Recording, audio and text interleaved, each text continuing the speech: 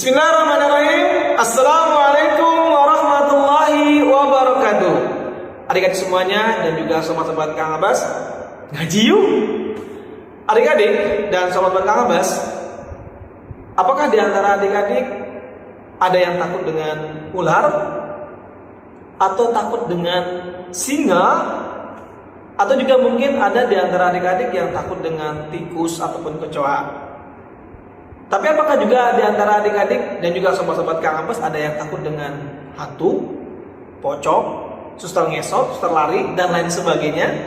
Nah adik-adik semuanya, ketakutan kita kepada hal tersebut, apakah di dalam Islam adalah ketakutan yang terlarang?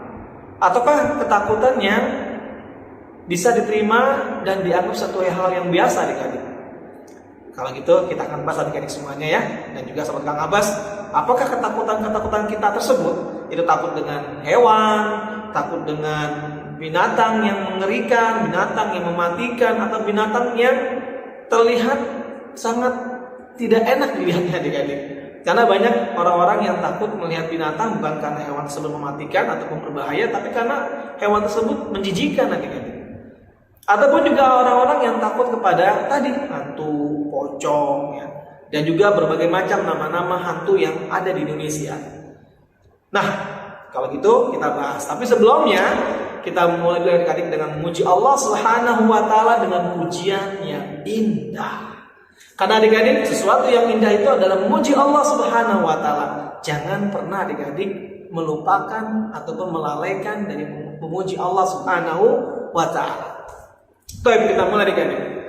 Innal hamdalillah nahmaduhu wa nasta'inuhu wa nastaghfiruhu wa na'udzu billahi min shururi anfusina wa min sayyiati a'malina. Man yahdihillahu fala mudhillalah wa man yudlil fala hadiyalah. Asyhadu an la ilaha illallah wahdahu la syarikalah wa asyhadu anna Muhammadan 'abduhu wa rasuluhu. Amma ba'du. Fa inna asdaqal hadithi kitabullah wa khairul hadi Muhammadin sallallahu alaihi wasallam wa sharral umuri muhdatsatuha wa kullu muhdatsatin bid'ah wa kullu bid'atin dhalalah wa kullu dhalalatin finnar. Adik-adik semuanya, ada di antara teman-teman adik-adik atau bahkan juga adik-adik sendiri yang punya ketakutan.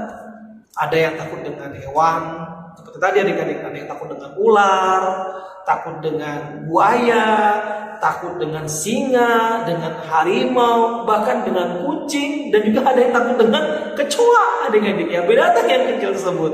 Sampai orang melompat-lompat kalau misalnya lewat seekor kecoa ataupun seekor tikus. Dan juga ada orang-orang yang takut dengan tadi adik-adik, dengan makhluk-makhluk gaib dari bangsa jin, seperti tadi hantu, pocong, suster ngesot, suster lari, suster jungkir balik, dan lain sebagainya. Nah, ketakutan tersebut adik-adik, apakah sesuatu yang dibenarkan dalam Islam ataukah sesuatu yang dilarang dalam Islam dan juga termasuk hal yang tercela? Kita bahas adik-adik. Dalam Islam adik-adik ada 4 hal rasa takut, dibagi menjadi 4 macam adik-adik. Yang pertama adalah dinamakan dengan al-khauf at-tabi'i, yaitu rasa takut yang muncul dari dalam diri manusia. Nah adik-adik, al-khauf at-tabi'i ini adik-adik juga ada 2 macam lagi. Yang satu suatu hal yang dibolehkan, dan yang satu sesuatu hal yang dilarang adik-adik. Apa yang dibolehkan? Misalnya adik-adik, seorang manusia yang takut dengan hewan-hewan buas liar dan mematikan, seperti tadi singa, buaya, ular, dan lain sebagainya. Dan hal tersebut di dalam Islam adalah takut yang diperbolehkan, jadi takut yang tabii yang diperbolehkan. Misalkan takut ular, aku takut lari, adik-adik ya. Maka takutnya tersebut bukan suatu yang tercela dan dilarang dalam Islam, tapi suatu yang memang hal yang wajar adik-adik, yang memang ada dalam diri setiap manusia. Karena adik-adik, dalam diri setiap manusia ada rasa takut tabii tersebut. Ada yang takut dengan ular tapi nggak takut dengan singa adik-adik. Ada yang takut dengan singa tapi takut dengan ular. Ada yang tidak takut dengan ular dan tidak takut dengan singa tapi takut dengan kecoa adik-adik. Ada yang sama kecoa yang kecil takut, tapi dengan singa dan ular nggak takut ya. Itulah merupakan adik-adik sifat takut dalam diri manusia yang Allah berikan. Dan kalau itu yang ada dalam diri adik-adik, maka itu bukan hal yang tercela dan bukan hal yang dilarang. Tapi juga adik-adik ada rasa takut, itu al-khauf at-tabi'i yang dilarang dalam Islam. Contohnya adik-adik, yaitu takut dengan makhluk gaib. Dan takut dengan makhluk gaib ini adik-adik tergantung juga adik-adik. Dia akan menjadi sesuatu yang terlarang dan bahkan bisa menjadi ketakutan yang mengandung kesyirikan kalau seandainya dia meyakini adik-adik bangsa jin ini punya kekuatan yang bisa menghancurkan manusia, yang bisa memusnahkan manusia, yang bisa membinasakan manusia, sehingga akhirnya mereka berlindung dan memohon pertolongan kepada makhluk-makhluk gaib tersebut. Inilah sesuatu takut yang dilarang. Contohnya dia adik-adik, misalnya nih ya, takut yang kepada makhluk gaib ada yang terlarang dan ada yang suatu hal yang wajar adik-adik, yaitu takut tabi'i. Misal takut yang tabi'i adik-adik, kita misalnya melewati tempat yang kita rasa sesuatu yang angker. Karena adik-adik memang ada tempat-tempat yang di situ tinggal bangsa jin yang suka mengganggu dan menggoda manusia, sehingga kemudian manusia menamai dengan tempat yang angker adik-adik. Kenapa? Karena tadi ada bangsa jin yang suka iseng, yang suka mengganggu. Apalagi kalau yang datang itu adalah manusia yang punya iman yang lemah dan punya rasa takut yang luar biasa, sehingga kemudian jin berusaha menakut-nakuti dan menggoda manusia adik-adik. Nah, pada saat itu tersebut adik-adik, kalau seandainya ketika kita melewati tempat yang angker tersebut, lalu kemudian kita memohon perlindungan kepada Allah, walaupun masih ada dalam rasa takut dalam diri kita, tapi kita tetap memohon perlindungan kepada Allah Subhanahu wa Ta'ala, maka pada saat tersebut ketakutan kita kepada tempat yang dianggap angker ataupun hal gaib yang kita takuti, maka ketakutan tersebut adalah ketakutan yang dinamakan takut tabi'i. Itu ketakutan yang wajar adik-adik. Ketakutan yang wajar. Tapi adik-adik, kalau misalnya ada orang melewati tempatnya angker, yang dia mengetahui tempat tersebut ada banyak makhluk gaib yang suka mengganggu, suka menggoda, suka iseng adik-adik, lalu kemudian ketakutannya tidak membuat dia berlindung kepada Allah, tapi malah berlindung kepada makhluk-makhluk gaib yang ada di tempat tersebut. Misalnya adik-adik, bah, Lunwon, saya mau lewat. Nah adik-adik, ini adalah ketakutan yang terlarang adik-adik. Kenapa? Karena dia meminta perlindungan dan pertolongan dari gangguan-gangguan tersebut kepada makhluk gaib itu sendiri adik-adik. Atau misalnya ada orang adik-adik ya, lewat tempat yang angker ataupun yang menyeramkan, dia berkata, "Pang lewat, ada anak Petruk mau lewat adik-adik," atau ada anak Bagong mau lewat adik-adik. Jadi ada orang adik-adik, ketika mereka melewati tempat yang angker, mereka berkata demikian, "Numpang lewat, ini anak Bagong mau lewat, ini ada Petruk mau lewat, ini anak Semar mau lewat adik-adik." Jadi dia minta izin dan memohon perlindungannya kepada makhluk gaib adik-adik dengan kalimat-kalimat tersebut. Bukannya malah berlindung kepada Allah, tapi malah berlindung kepada makhluk gaib yang diyakini adik-adik bisa mendatangkan kemudaratan bagi dirinya. Dan ini adalah ketakutan yang terlarang adik-adik. Dan juga bisa jatuh dalam perbuatan kesyirikan. Takut syirik adik-adik. Al-khawf asyir. Ketakutan kepada kesyirikan adik-adik. Ketakutan yang menyebabkan dia malah berbuat syirik, yaitu memohon perlindungan dan pertolongan selain kepada Allah, tapi kepada makhluk-makhluk gaib. Dan ini sangat dilarang adik-adik. Sangat dilarang dalam Islam. Atau misalnya juga adik-adik, ada sebagian kita adik-adik di negeri ini, ada orang-orang kalau dia melewati tempat yang dianggap angker adik-adik, tempat yang dianggap banyak makhluk gaibnya, dia membawa kendaraan bisa dengan mobil adik-adik, lalu dia membunyikan klakson tetet gitu adik-adik, 2 kali ataupun 3 kali atau bahkan 5 kali, atau setiap tikungan dia membunyikan klakson karena punya keyakinan di tempat tersebut ada makhluk-makhluk angker yang bisa mengganggu dan mencelakakan dia adik-adik. Nah itu juga termasuk adik-adik ketakutan yang dilarang dan juga bisa dianggap sebagai ketakutan yang mengandung kesyirikan. Kenapa? Karena dia membunyikan klakson tersebut adik-adik adalah tujuannya meminta izin dan meminta perlindungan kepada makhluk-makhluk yang dia lewati. Itu dengan cara adik-adik membunyikan klakson tersebut adik-adik. Dan juga ada adik-adik orang-orang yang melakukannya dengan cara menghidupkan lampu adik-adik. Ketika dia melewati tempat yang gelap ataupun tempatnya dianggap berbahaya atau tempat yang dianggap angker adik-adik, dia menghidupkan lampunya dengan cara menghidupkan 2 kali atau 3 kali atau 4 kali atau 5 kali adik-adik. Nah Tujuannya apa adik-adik? Tujuannya adalah dia minta izin kepada makhluk-makhluk gaib di tempat tersebut agar diberikan lewat dan tidak diganggu dan tidak dicelakai. Ini juga termasuk ketakutan yang terlarang adik-adik. Dan juga perbuatan tersebut bisa jatuh dalam kesyirikan. Kenapa? Karena dia sudah minta perlindungan selain kepada Allah Subhanahu wa Ta'ala.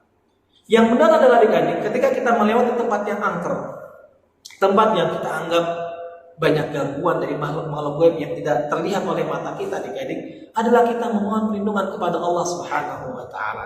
Sebagaimana yang diajarkan oleh Nabi kita yang mulia, Nabi Muhammad sallallahu alaihi wasallam adik-adik. Kata beliau adik-adik dalam sebuah hadis yang diriwayatkan oleh Imam Muslim dan juga oleh Ibnu Majah adik-adik.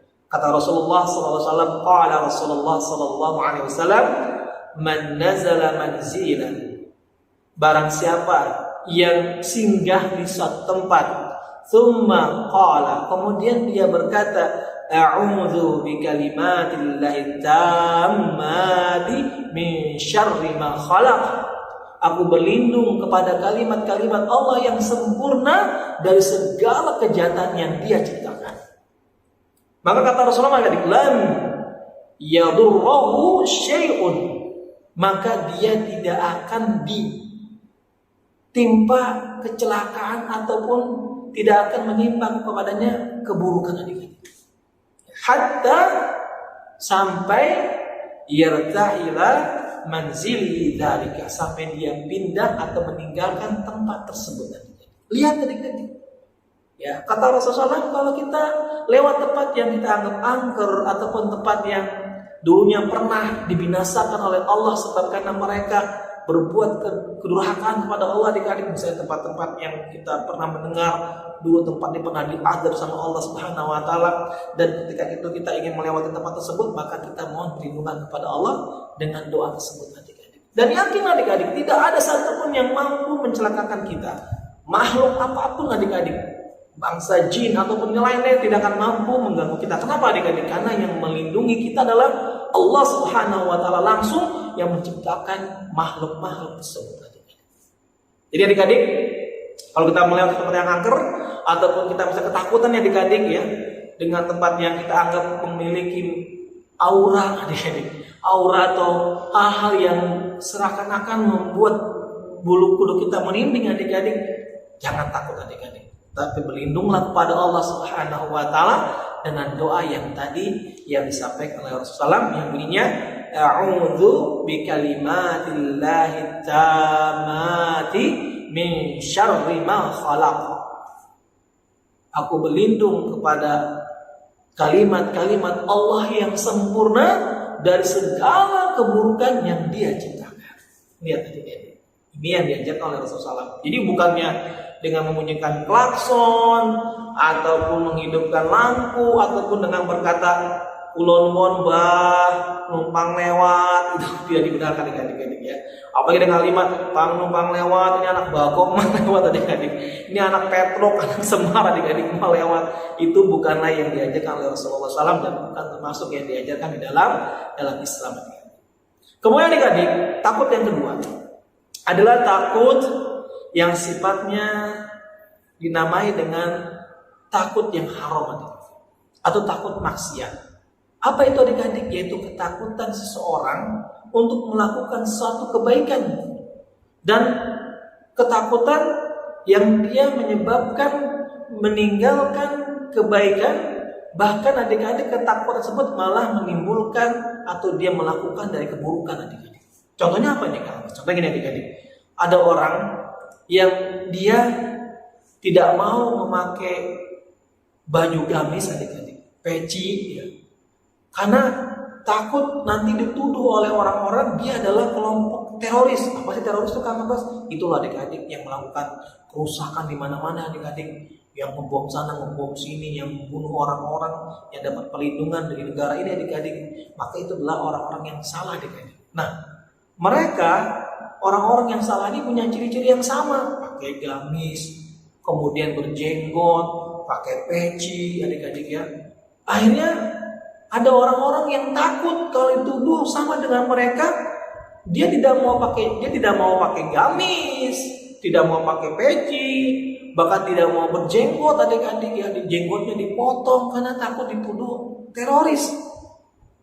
Ataupun misalnya perempuan-perempuan yang awalnya pakai cadar adik-adik, tapi karena ada tuduhan-tuduhan seperti itu, akhirnya dia tidak mau pakai cadar, atau bahkan tidak mau pakai jilbab adik-adik, karena jilbab yang syar'inya dianggap memiliki ciri seperti teroris adik-adik, maka dia tinggalkan adik-adik. Ini dinamakan dengan takut yang terlarang adik-adik, takut yang diharamkan, yaitu meninggalkan perkara yang baik adik-adik. Bahkan juga ketakutan tersebut malah membuat dia melakukan sesuatu yang salah adik-adik. Nah ini tidak benar adik-adik, tidak boleh. Ataupun misalnya adik-adik karena takut sama temennya adik-adik, temannya di sekolah, terus temannya adik-adik menyuruh adik-adik untuk misalnya mencuri. Saking takutnya adik-adik mencuri juga, walaupun disuruh teman-temannya. Ini merupakan ketakutan yang tidak dibenarkan dan bahkan dilarang dalam Islam. Apalagi tadi adik-adik, yaitu orang-orang yang takut berjenggot, takut misalnya pakai celana di atas mata kaki karena kemarin ada teroris yang ngebom di sana. Ciri-cirinya pakai jenggot, ada jenggotnya, kemudian celananya di atas mata kaki. Nanti orang-orang nuduh saya teroris. Kenapa? Karena saya jenggotan. Saya cukup jenggotnya cowok adik-adik ya. Atau saya kan pakai celananya di atas mata kaki. Nanti saya dianggap teroris. Saya pakaikan celana yang panjang aja di bawah mata kaki. Nah adik-adik, takutan seperti ini, takut dituduh sebagai teroris atau takut dituduh sebagai kelompok-kelompok yang sesat adik-adik, kelompok-kelompok yang tercela, lalu akhirnya dia meninggalkan kebaikan, bahkan apa yang diwajibkan oleh Rasulullah SAW. Contohnya apa adik-adik? Jenggot adalah yang diwajibkan oleh Rasulullah SAW. Kemudian juga memakai celana dan mata kaki adalah juga merupakan perintah dari Allah dan Rasulnya. Bahkan dengan kita memakai celana di atas mata kaki atau kain adik-adik di mata kaki tersebut akan melindungi kita dari api neraka. Sebagaimana adik-adik kata Rasulullah SAW dalam sebuah hadis dari Bukhari, di mana Rasulullah SAW pernah bersabda adik-adik, "Ma asfala minal ka'baini minal izari fa finnar." Apa-apa yang berada di bawah mata kaki dari kainnya, maka tempatnya berada di dalam neraka.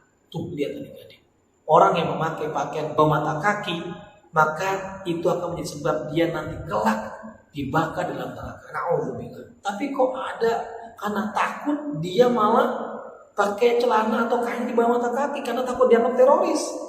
Ataupun misalnya adik-adik dia tidak lagi berjenggot, padahal adik-adik jenggot adalah perintah wajib dari Allah dan Rasulnya.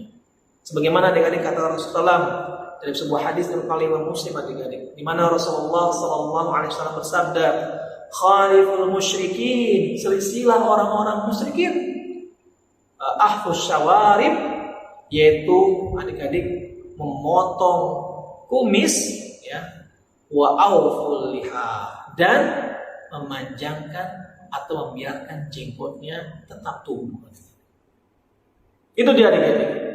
Nah, ketakutan seperti tadi adalah ketakutan yang tidak dibenarkan dan ketakutan yang dilarang di dalam Islam, yang dimana menyebabkan dia meninggalkan kebaikan, bahkan meninggalkan perintah yang wajib dari Allah dan Rasulnya, karena takut dianggap teroris ataupun dianggap yang lainnya. Baik, adik-adik semuanya dan sahabat Kang Abbas, demikianlah yang bisa Kang Abbas sampaikan. Dan baru dua adik-adik ya yang Kang Abbas sampaikan. Insyaallah Kang Abbas akan sampaikan duanya lagi pada pertemuan berikutnya dari video kajian yang akan Kang Abbas sampaikan. Karena itu adik-adik semuanya jangan lewatkan kajian-kajian yang Kang Abbas sampaikan. Mudah-mudahan apa yang Kang Abbas sampaikan bermanfaat buat Kang Abbas tentunya, dan juga buat adik-adik, buat sobat-sobat, dan juga buat yang mendengarkan kajian ini. Jika ada kata-kata Kang Abbas yang salah, yang keliru, Kang Abbas minta ampun kepada Allah Subhanahu wa Ta'ala atas sebab karena keliruan Kang Abbas, yang disebabkan karena kebodohan yang Kang Abbas miliki, dan Kang Abbas mohon kepada Allah agar bisa tambahkan ilmu yang bermanfaat sehingga bisa bermanfaat buat Kang Abbas dan juga bisa bermanfaat buat adik-adik semuanya dan juga buat sobat-sobat semuanya. Adik semuanya, akhir kalam kita tutup yuk dengan doa kafaaratul majelis. Subhanaka Allahumma wa bihamdika asyhadu an la ilaha illa anta astaghfiruka wa atubu ilaik. Wassalamualaikum warahmatullahi wabarakatuh.